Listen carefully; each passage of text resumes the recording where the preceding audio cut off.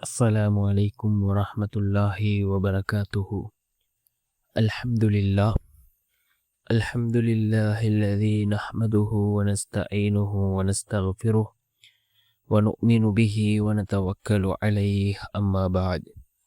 அன்பிற்குரிய அல்லாஹ்வின் நல்லடியார்களே, அன்பு சகோதரர்களே, நாம் தொடர்ச்சியாக பார்த்து வரக்கூடிய துஆக்களினுடைய திக்ருகளினுடைய தொகுப்பில் இன்று நாம் பார்க்க இருக்கின்ற விடயம் என்னவென்றால், இன்றைய தினம் ரமலான் மாதம் பிறை 24 அசருடைய தொழுகையை தொழுதுவிட்டு அதே இடத்தில் அமர்ந்தவர்களாக நாம் இந்த துஆவை ஓதி அல்லாஹ்விடம் பிரார்த்தனை செய்வோம்.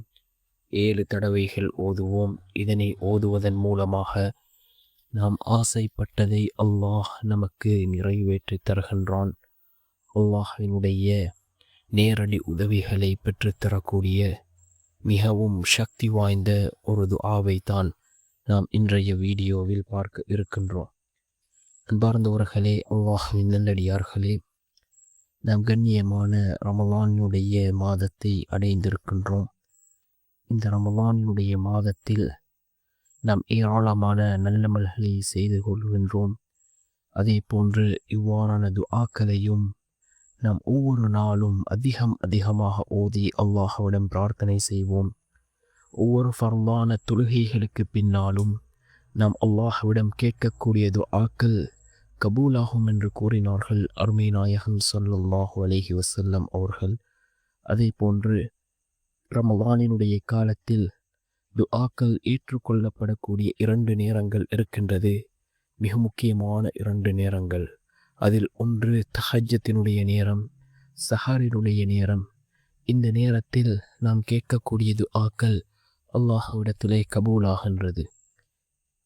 இன்னும் ஒரு நேரம் இருக்கின்றது, அது இஃப்தாருடைய நேரம். இந்த இஃப்தாருடைய நேரத்தில் நாம் கேட்கக்கூடிய துஆக்களும் அல்லாஹ்விடத்திலே கபூலாகின்றது. ரசூலுல்லாஹி ஸல்லல்லாஹு அலைஹி வஸல்லம் அவர்கள் கூறினார்கள், இந்த இஃப்தாருடைய நேரத்தில் அதிகமாக துஆக்களை கேளுங்கள். அந்த நேரத்தில் கேட்கக்கூடிய துஆக்கள் அல்லாஹ்விடத்திலே கபூலாகின்றது.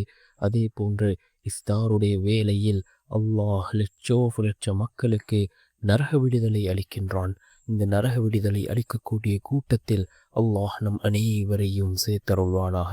அன்பார்ந்தவர்களே, அல்லாஹ்வின் நல்லடியார்களே, இந்த துஆ இருக்கின்றது மிக முக்கியமான ஒரு துஆ.